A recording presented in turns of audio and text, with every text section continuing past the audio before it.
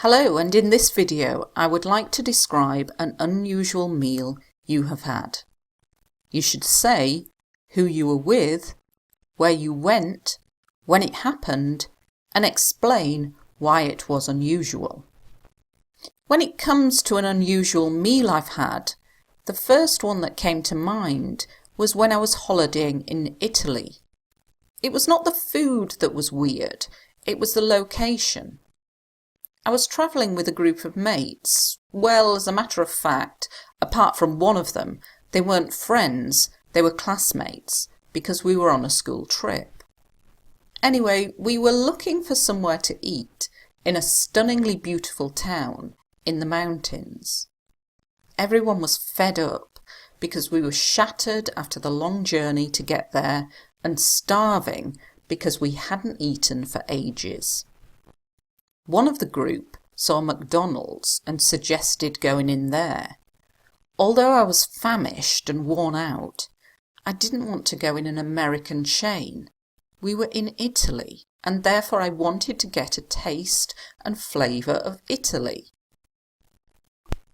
Without the rest of the group realising, my friend and I just carried on walking and separated from them. We walked towards the outskirts of the town. As in tourist hotspots, the restaurants generally serve food that tourists want and not the food that the locals eat. As we were in Italy, a country renowned for its cuisine, we wanted to try something authentic. Suddenly, we saw a group of people going into a tiny building with no sign outside, so we decided to follow them. When we got inside, we saw a very rustic but cosy place, and we were invited to sit down. There were no menus, but within seconds bread appeared on our table. This was quickly followed by all kinds of traditional Italian dishes. The food was incredible. The tastes and textures were astounding. It made me realise that you do not need to be in a fancy restaurant. This meal is by far the best I've ever had, and it was in the strangest of places. It looked like a garden shed. Okay, so let's take a look at the language in here. I've used holiday here as a verb. When I was holidaying, you can use holiday as a verb, and the reason I've used it as a verb is it gives you some past continuous, which is great for your grammatical range band score. This topic is about an unusual meal. Other words for unusual are weird, bizarre. Now, you don't just have to talk about an unusual meal in terms of food. It can be, as in my case, the location, which means the place. When you're adding some extra information, I'm saying it's a group of mates, and then I'm saying, well, no, it's not. So, as a matter of fact.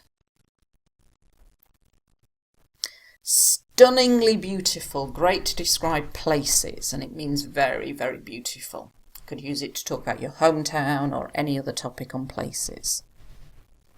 If you are fed up, you've just had enough, you're bored, you're tired, you're just like, right, I'm sick of this now, I'm fed up. Shattered is a great informal word to describe when you're feeling very, very tired. And starving when you're very, very hungry. And for ages means for a very long time.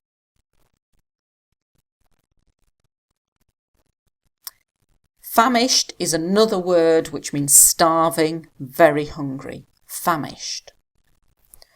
Worn out. Another expression that just means very tired, shattered. I've tried to use lots of synonyms in here just to try and expand your lexical resource and expand your vocabulary.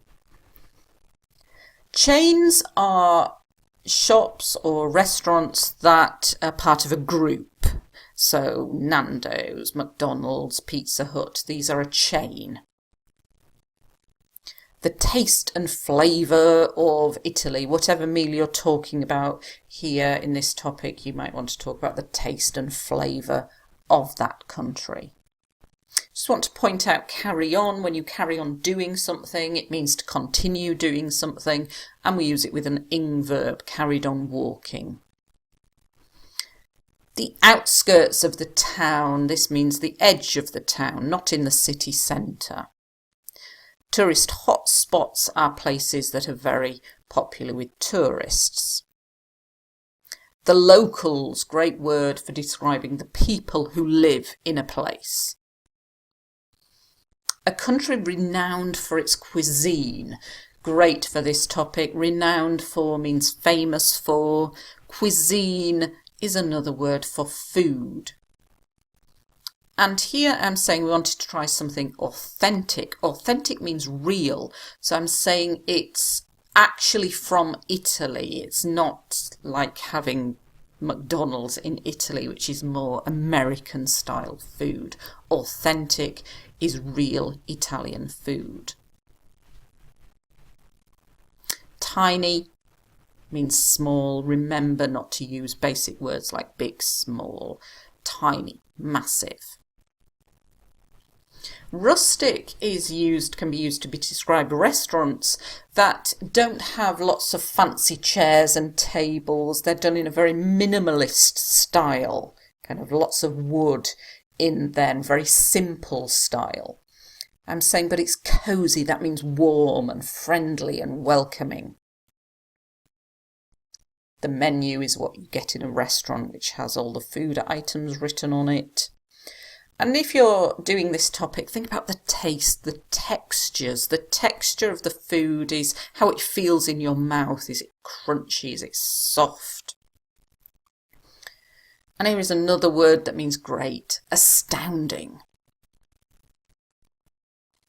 A fancy restaurant. This means a very posh, a very expensive, an upmarket restaurant. And it was a garden shed, so it was like a thing you have in your garden that you put your garden tools in. Okay, hope you found the vocabulary and language in this video useful, and good luck if you're taking your IELTS test soon. Thanks for watching.